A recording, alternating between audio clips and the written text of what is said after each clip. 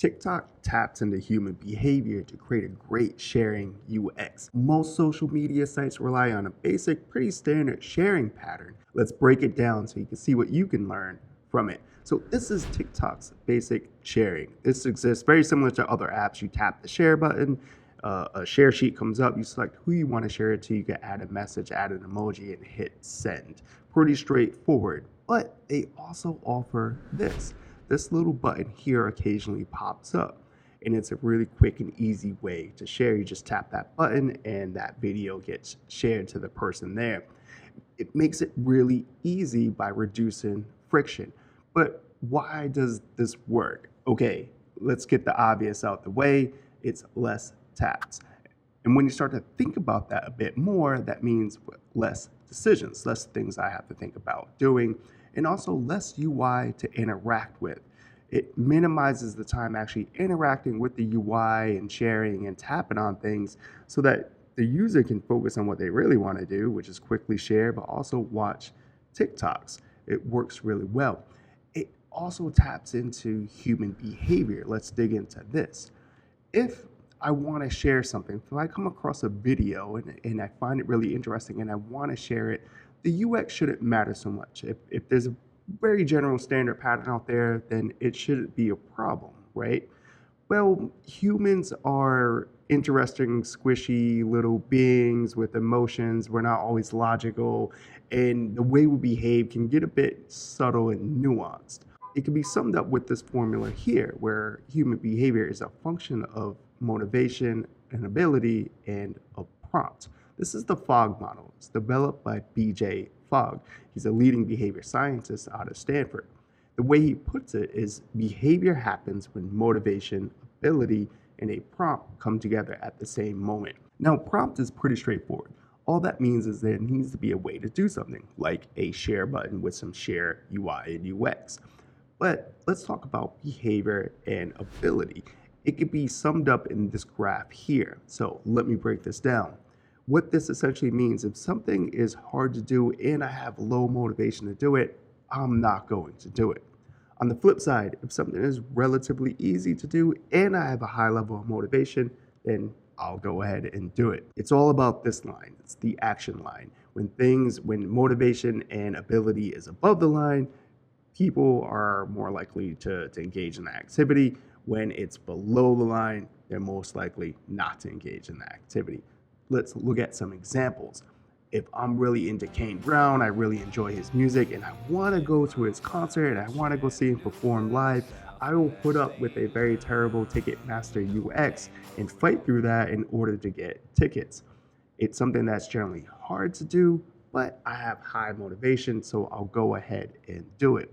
Liking a post is really easy to do. I like this post from the NBA. It's a simple double tap. I'm not like super motivated to like the post. I thought it was interesting, so sure, I'll like it because it's really easy to do.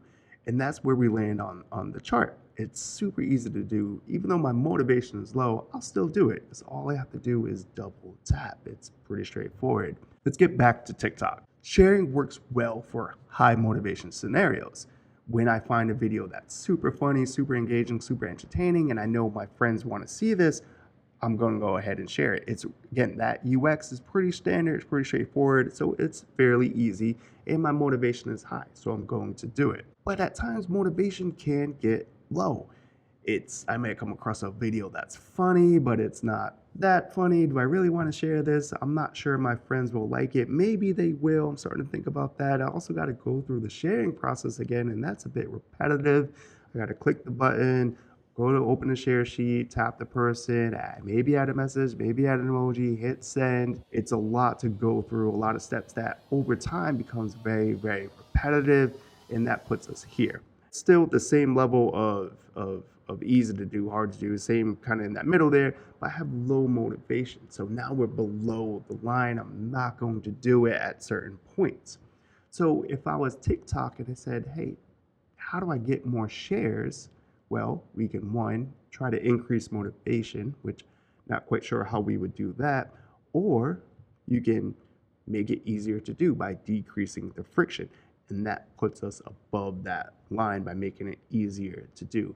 And that's exactly what they do with this little button here. They reduce the friction. It makes it really easy for you to simply tap and share, and then you can go about your business. And so that puts us here, where it's low motivation, but it's easy enough to do where users are going to take that action.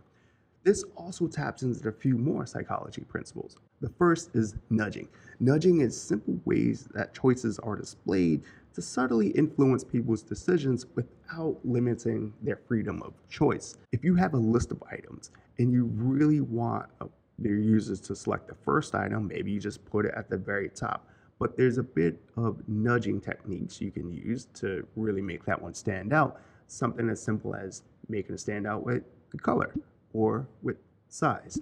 You're influencing people to select that first one, but you're not limiting their choice. They can still select any of the items here. You're just more or less saying, hey, this is the kind of the one you should get to.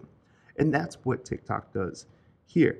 There's a very simple button that kind of just says, hey, why don't you just share it to this person? It nudges you in that direction. There's also the default effect. People are more likely to accept preset choices.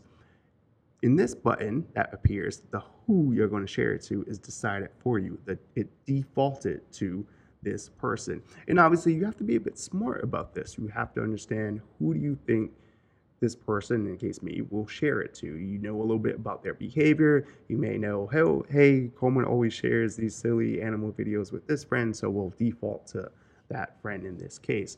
And so it makes it, again, really easy because it just defaulted to a really smart choice. And people tend to rely on defaults. There's also the last part, self-determination theory. People are motivated by autonomy, or they like to be in control. And in this case, you're still in control. You still get to choose who you send it to.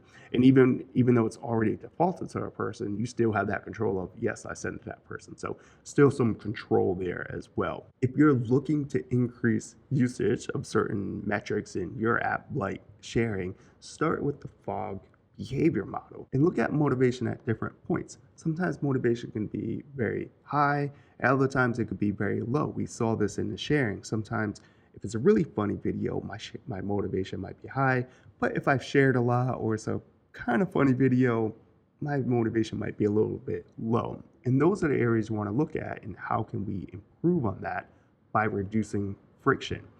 A great place to start, this is a pro tip, look at the decisions someone has to make and remove as many decisions as possible. That's what TikTok did by removing a lot of decisions. In your app, map it out, look at how many decisions someone has to make, and try to remove as many as possible.